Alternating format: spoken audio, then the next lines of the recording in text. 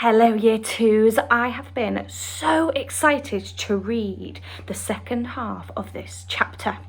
Now, if you're not sure what I'm talking about, make sure that you have watched part 1 of chapter 14, Dreams, because we are just about to start part 2 of chapter 14, Dreams. So if you've not watched part 1, it might not make much sense, so make sure you pop over and just search for that video, the part 1, okay, because we're just about to start part 2.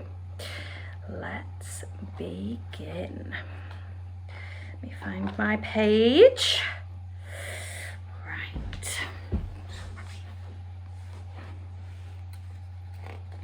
Let me read another boy's one, Sophie said. The next label said, "The telephone rings in our house and my father picks it up and says in his very important telephone voice, 'Simpkins speaking.' Then his face goes white and his voice goes all funny and he says, 'What? Who?' And then he says, 'Oh, yes, sir, I understand, sir, but surely it is me you is wishing to speak to, sir, not my little son.' My father's face is going from white to dark purple, and he is gulping like he has a lobster stuck in his throat. And then at last he is saying, 'Yes, sir, very well, sir, I will get him, sir.' And he turns to me and he says in a rather respectful voice, 'Is you knowing the President of the United States?' And I says, 'No, but I expect he is hearing about me.' Then I is having a long talk on the phone and saying things like, 'Let me take care of it, Mr. President.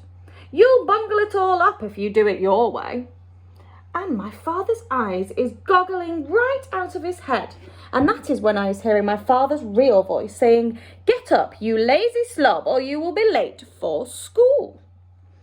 Boys are crazy, Sophie said. Let me read this next one. Sophie started reading the next label. Oh, we've got a long one here. I is having a bath and I is discovering that if I press quite hard on my tummy button, a funny feeling comes over me and suddenly my legs is not there, nor my arms. In fact, I is become absolutely invisible all over. I is still there, but no one can see me, not even myself. So my mummy comes in and says, 'Where is that child? He was in the bath a minute ago, and he can't possibly have washed himself properly.' So I says, 'Here I is.' And she says, 'Where?' And I says, 'Here.' And she says, 'Where?' And I says, 'Here.' And she yells, 'Henry, come up quick.' And then my daddy rushes in.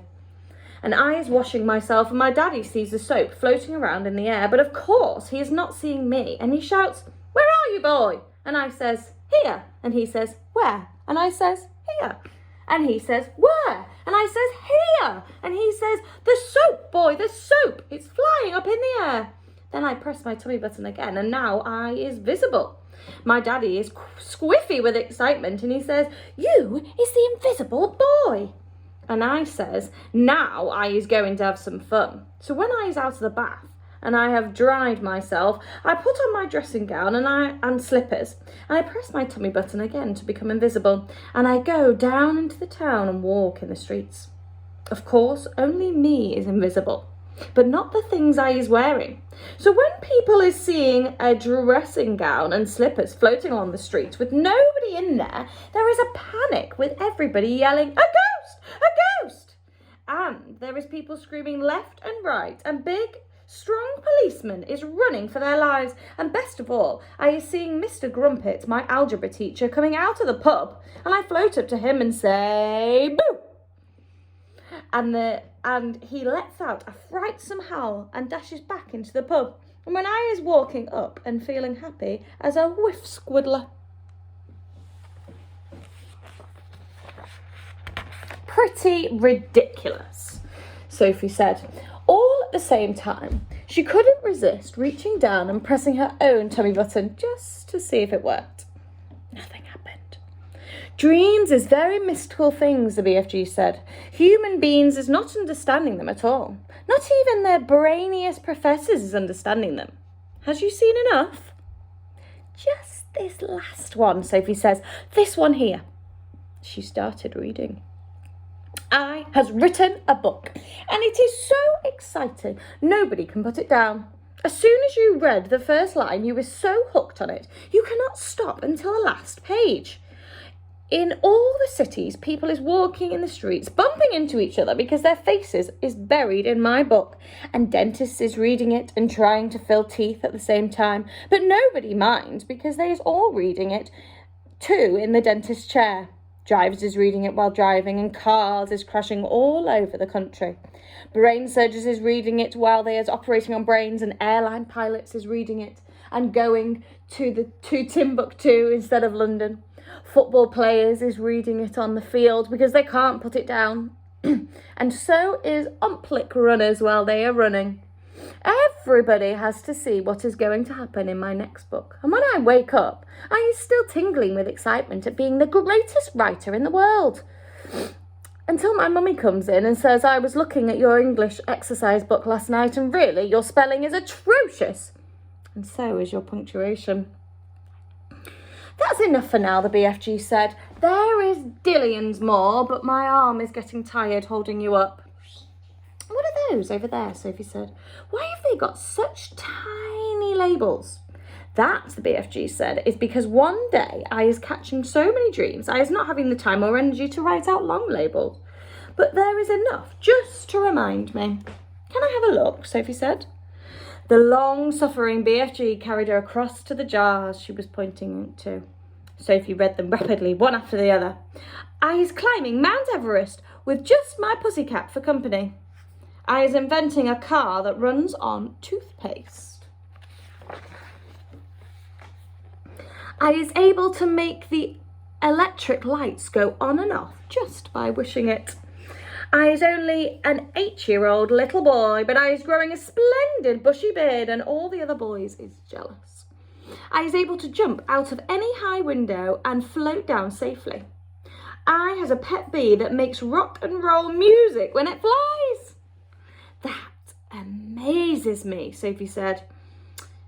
It's how you ever learnt to write in the first place. Ah, said the BFG, I has been wondering how long it is before you was asking me that. Considering you never went to school, I think it's quite marvellous, Sophie said. How did you learn? The BFG crossed the cave and opened a tiny secret door in the wall. He took out a book, very old and tattered. By human standards, it was an ordinary-sized book, but it looked like a postage stamp in his tiny hand. Oh, in his huge hand, sorry. One night, he said, I is blowing a dream through a window, and I sees this book lying on this little boy's bedroom table. I wanted it so very badly, you understand, but I is refusing to steal it. I would never do that. So how did you get it? Sophie asked. I borrowed it, the BFG said, smiling a little. Just for a short time I borrowed it. How long have you had it? Sophie asked. Perhaps about 80 years, the BFG said. Soon I shall be putting it back. And that's how you taught yourself to write? Sophie asked him. I is reading it hundreds of times, the BFG said, and I is still reading it and teaching new words to myself and how to write them.